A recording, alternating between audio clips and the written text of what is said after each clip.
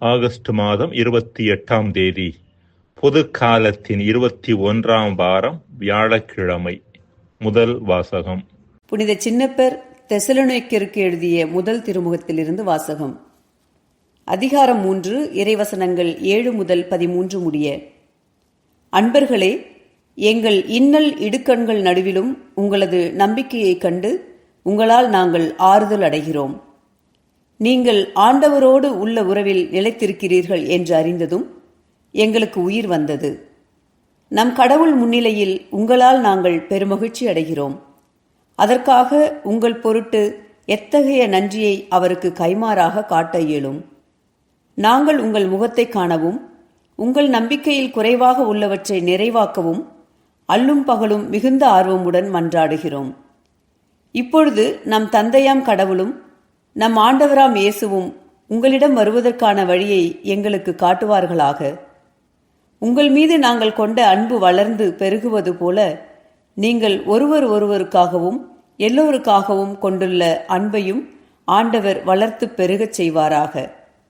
இவ்வாறு நம் ஆண்டவர் இயேசு தம்முடைய தூயோர் அனைவரோடும் வரும்பொழுது நம் தந்தையாம் கடவுள் முன் நீங்கள் குற்றமின்றி தூய்மையாக இருக்குமாறு அவர் உங்கள் உள்ளங்களை உறுதிப்படுத்துவாராக.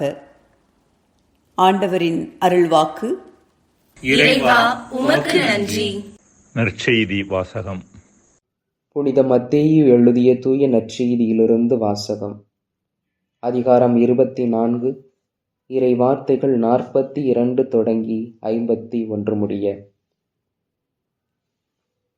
அக்காலத்தில் இயேசு தம் சீடரிடம் கூறியது: விழிப்பாயிருங்கள், ஏனெனில் உங்கள் ஆண்டவர் எந்த நாளில் வருவார் என உங்களுக்கு தெரியாது.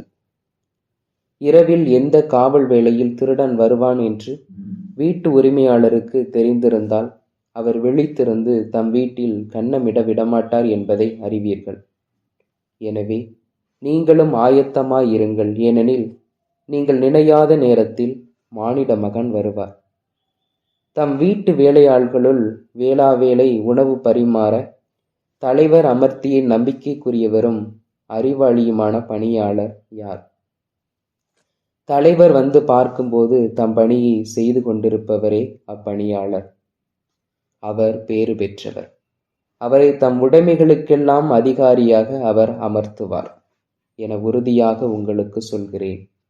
அப்பணியாள் பொல்லாதவனாய் இருந்தால் தன் தலைவர் வர காலம் தாழ்த்துவார் என தம் உள்ளத்தில் சொல்லிக்கொண்டு தன் உடன் பணியாளர்களை அடிக்கவும் குடிகாரருடன் உண்ணவும் குடிக்கவும் தொடங்குவான். அப்பணியால் எதிர்பாராத நாளில் அறியாத நேரத்தில் அவனுடைய தலைவர் வருவார். அவர் அவனை கண்டந்துண்டமாய் வெட்டி வெளிவேடக்காரருக்கு உரிய இடத்திற்கு தள்ளுவார். அங்கே அழுகையும் அங்கலாய்ப்பும் இருக்கும். ஆண்டவரின் அருள்வாக்கு. கிறிஸ்துவே, உமக்கு புகழ். பிரியமானவர்களே, இன்றைய நற்செய்தியில் இயேசு விழிப்பாக இருப்பது குறித்து நமக்கு அறிவுறுத்துகின்றார். விழிப்பாக இருப்பது அடிப்படையில் நம் கவனத்தை இந்த கணத்தில் பதிய வைத்து கடந்த கால கசப்புகளிலிருந்தும் எதிர்கால இயக்கங்களிலிருந்தும் நம்மை விடுவித்துக் கொண்டு மகிழ்வோடு வாழ்வதாகும். விழிப்பாக இல்லாதவர்களே தங்களின் மகிழ்ச்சியை எதிர்காலத்திலும் கடந்த காலத்திலும் தேடிக்கொண்டிருக்கின்றார்கள்.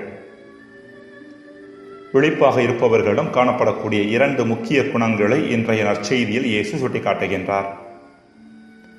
ஒன்று, விழிப்பாக இருப்பவர்கள் தங்களது கடமையை சரிவர செய்யக்கூடியவர்களாக இருக்கின்றார்கள். தம் வீட்டு வேலையாள்களுக்கு வேளா வேளை உணவு பரிமாற தலைவர் அமர்த்திய நம்பிக்கைக்கு உரியவரும் அறிவாளியுமான பணியாளர் யார்? தலைவர் வந்து பார்க்கும்போது தம் பணியை செய்து கொண்டிருப்பவரே அப்பணியாளர். அவர் பேறு பெற்றவர் என்கின்றார் இயேசு. இரண்டாவதாக, விழிப்பாக இருப்பவர்கள் தீமையின் பிடியிலிருந்து தங்களை காத்துக் கொள்ளுகின்றார்கள்.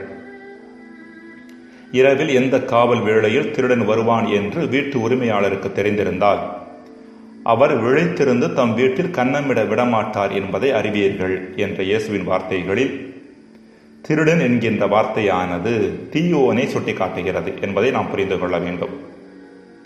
திருடர்கள் என்பவர்கள் கொல்கின்றவர்கள் என்றும் அழிக்கின்றவர்கள் என்றும் பிறிதொரு இடத்தில் இயேசு குறிப்பிடுகின்றார். யோவான் 10:10. எனவேதான் புனித பேதுரு தனது திருமுகத்தில் திருடர், தீமை செய்வோர், கொலைஞர் ஆகியோரை எல்லாம் ஒரே குழுவாக பார்க்கின்றார். 1 பேதுரு 4:15. விழிப்பாக இருப்பவர்கள் திருடர்களிடமிருந்து தங்களை காத்துக்கொள்வர் என்று இயேசு குறிப்பிடுகின்ற பொழுது, அவர்கள் தீமையிலிருந்து தங்களை காத்துக்கொள்ளுகின்றார்கள் என்ற தொனி அங்கு ஒலிக்கின்றது. விழிப்போடு இருப்பவர்கள் தீமை எந்த நேரத்திலும் எந்த வடிவிலும் வந்தாலும் அவர்கள் கவனமாக இருந்து தங்களை காத்துக்கொள்ளுகின்றார்கள் என்பதை இயேசு சுட்டிக்காட்டும் செய்தியாக இருக்கின்றது. இப்படிப்பட்டவர்களே இறைவனின் வருகையை கண்டுகொள்ளுகின்றார்கள். இப்படிப்பட்ட விழிப்புணர்வு இல்லாமல் தீமைக்கு அடிமையாகி குடிப்பது, பொல்லாதவராக இருப்பது போன்ற காரியங்களை ஒருவர் செய்தார் என்றால் அவர் எவ்வாறு தண்டிக்கப்படுவார் என்பதையும் இயேசு இன்றைய நற்செய்தியின் 2ஆம் பகுதியில் நமக்கு எடுத்துரைக்கின்றார். விவிலியம் என்பதே அடிப்படையில் விழிப்போடு இருந்த நபர்கள் எவ்வாறெல்லாம் இறைவனின் ஆசீர்வாதத்தை நிரம்ப பெற்றுக்கொண்டார்கள் என்பதையும், விழிப்போடு இல்லாமல் வாழ்ந்த நபர்கள் எவ்வாறு தங்களுக்கும் பிறருக்கும் கேட்டை வரவழைத்து கொண்டார்கள் என்பதையும் பற்றி எடுத்துரைக்கின்ற ஒரு புத்தகம்தான். விழிப்போடு வாழ்ந்த நபர்கள் ஒருவராக விவிலியம் சுட்டிக்காட்டுவது புனித பவுலை.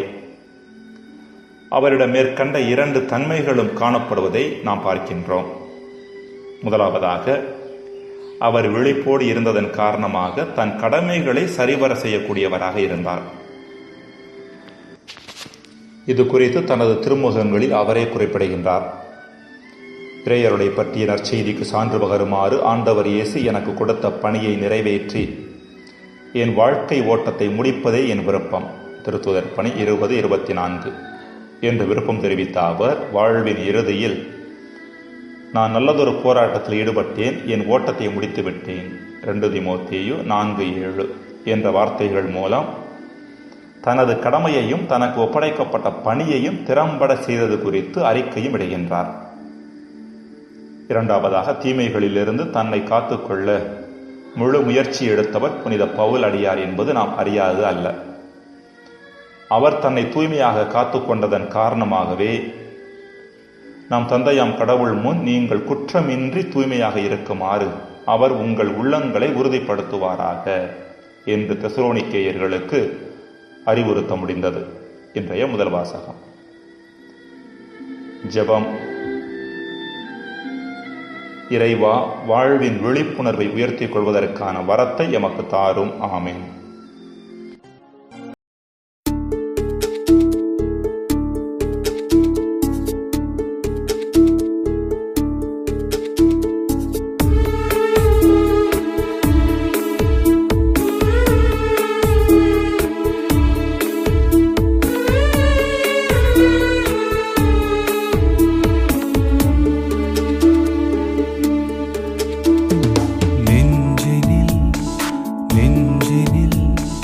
தெய்வம் தெரிகின்றது,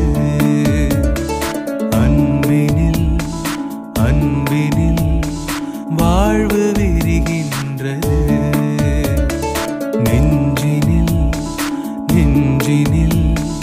தெய்வம் தெரிகின்றது, அன்பினில் வாழ்வு விரிகின்றது. இறைவா, அன்பின் கொடைகளை பொழிந்தருளும், அழியா நெறிதனில் காத்தருளும். அன்பின் கொடைகளை பொழிந்தருளும், அழியா நெறிதனில் காத்தருளும். நெஞ்சினில் தெய்வம் தெரிகின்றது, அன்பினில் வாழ்வு விரிகின்றது.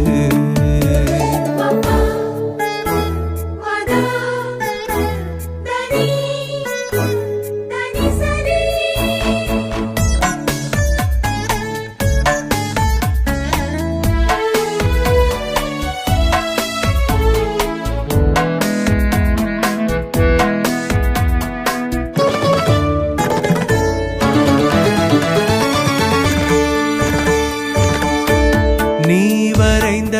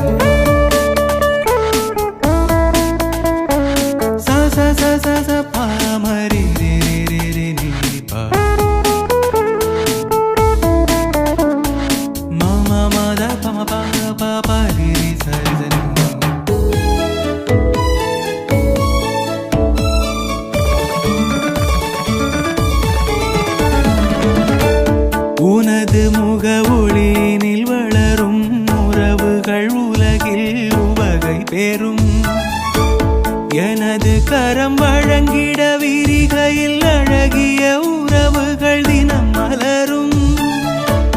உனது முக ஒளியினில் வளரும் உறவுகள் உலகில் உவகை பெறும். எனது கரம் வழங்கிட விரிகையில் அழகிய உறவுகள் தினம் மலரும். இன்பங்கள் மண்ணில் கோடி வைத்தாய், உன் கண்கள் கொண்டு தேடச் சொன்னாய். உண்மை வழியில் உலகமே மகிழும்.